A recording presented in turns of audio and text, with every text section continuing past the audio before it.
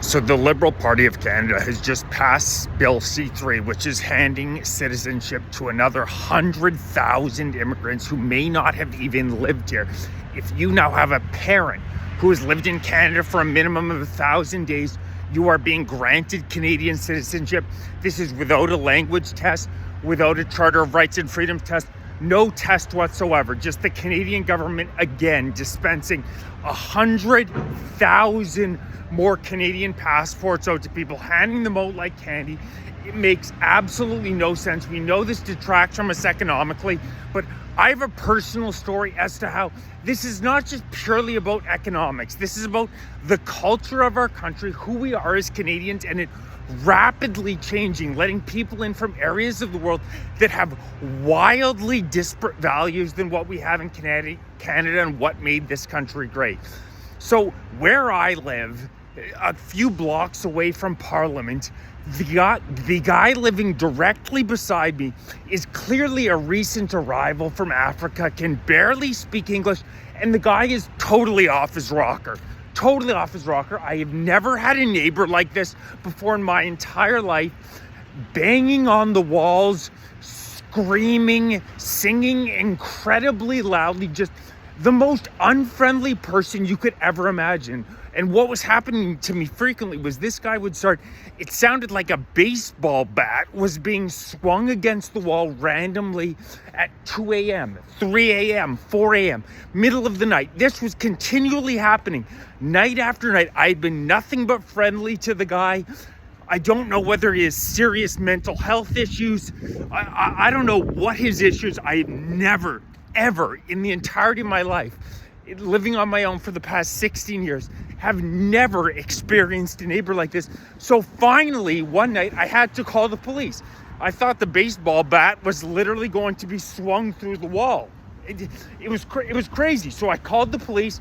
They came over, knocked on his door. He didn't answer, didn't respond. So they came into my room. I explained to them exactly what had happened, how it sounds as though there was a baseball bat being swung against the door all the time. And they came. So the police came. I spoke to them. Like I said, I described to them. They knocked on his door again. No response whatsoever. And ever since that incident, where I had no other choice but to contact law enforcement and have them come over at 4 a.m., it's been dead silence. There's been absolutely no issue. And you know what I thought to myself? I cannot say this with 100% certainty, but I'll bet you $1 million this guy's in the country illegally. We have 3 million Canadians. You think that have their temporary visas coming up for expiration in the next couple of years? I've heard people who are embedded in these communities literally make threats saying that if the federal government attempts to remove these people, they're going to get violent. And the Liberal Party of Canada, this is no surprise to anybody, but they have absolutely no idea who's in the country and where they are. We've seen it time and time again with them saying, oh, there's 30,000, there's 40,000 people, we don't know where they're. There's just a story out of Niagara that for 18 months, 1,400 hotel rooms in the Niagara region were being used to house immigrants. The federal government was paying for them to stay here. I kid you not. And this government, time and time again, undersells how many people they're allowing in. They say these massive numbers, like 663,000 temporary foreign workers coming in the year 2025.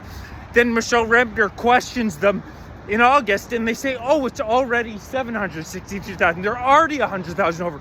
They are doing the most piss poor job, and Canada is a country that is located perfectly to be able to tell who's coming in and coming out. But they refuse to do it because they want open borders. They want illegal immigrants in this country. They want to make it worse and worse. Do you think that Mark Carney has to worry about living in a neighborhood where he's concerned with a neighbor swinging a baseball bat? Do you think any of these liberals, do you think Melanie Joly, do you think Mark Miller, that pompous piece of shit, do you think Dominic LeBon, do you think any of these people are living in neighborhoods where they actually have to live with the ramifications of their policies? Of course not. Of course, I'm sure they're living in extremely wealthy white picket fence areas that have no illegal migration there. But for the rest of us Canadians who have to deal with baseball bats being swung against the wall by clearly mentally unstable persons, we used to be a country that had a great immigration system, that had strict testing to ensure that the people coming into this country were going to make Canada better. Now it's just let everybody in. 5 and 6 immigrants now who are allowed in the country are not considered high-skilled workers. We just swung our doors open and said, come on into everybody. And now us Canadians are the ones who have to deal with this on an every single day basis. Like I said, what gave it away to me, what made it so obvious was the fact that he was acting like an absolute madman since I moved in. And then all of a sudden, once I contacted the police, the insanity stopped.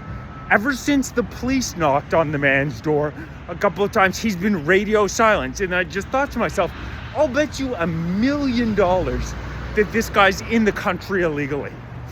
And that's the only explanation I have for him refusing to open the door. So, and how many people like him do you think there are? People who are violent, people who are mentally ill, people who have recently entered the country because the Canadian government allows absolutely anybody who wants to come in. It's disgusting. It's disgusting how easy it is. And they recap, how does this man certainly does not make Canada any better. I can tell you that with absolute certainty. He's deranged. And these liberal politicians, as I said, they don't have to live with the ramifications of it. They're not living in neighborhoods where they see the open crack smoking all over the place. They're not living in neighborhoods where they're being threatened with violence. This man stampedes around in the hallway, acting like a total crazy person. Mark Carney, are you kidding me? Whenever he's in Canada, which is increasingly rare, he has a motorcade of 15 cars and armed security guards. These guys swing the gates open, say everybody's allowed to come on in, yet they refuse. Of course, they don't live in neighborhoods where they see any of this junk, just like they don't live in any of the neighborhoods where you see all this safe supply stuff. My neighborhood now, you can't walk anywhere without seeing open crack smoking. It's just crazy with these safe supply laws, and they dole it out like candy. They dole this garbage, this poison out like candy. So I just wanted to bring a real world story to say we're not racist, we're not xenophobe. We just want to be able to live in a country where we're not worried about having a baseball bat broken through our wall at 2 a.m. by a crazy person who shouldn't be in this country. And we're goddamn sick of it. This has to stop, and this has to stop now. Please like, share, subscribe, join, become a member, donate, grab some gear. I have a really good, cool new t-shirt, Maple Leaf on the left pouch. I've ordered one. It looks sick. Designing a bunch of new ones. Really appreciate everybody's support. Thank you so much. Canadian Patriots are going to take this country back.